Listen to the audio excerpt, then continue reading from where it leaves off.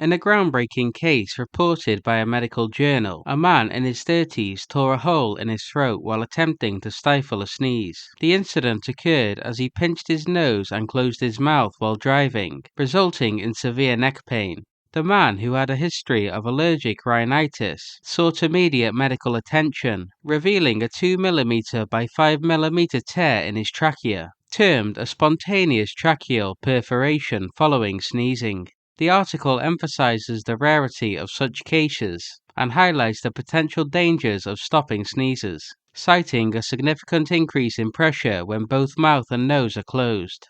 Fortunately, the patient had treatable conditions that included surgery, and he was advised against stifling sneezes in the future, along with a 2-week restriction on physical activity. The report concludes with a cautionary message, urging individuals to embrace their sneezes rather than risking severe consequences.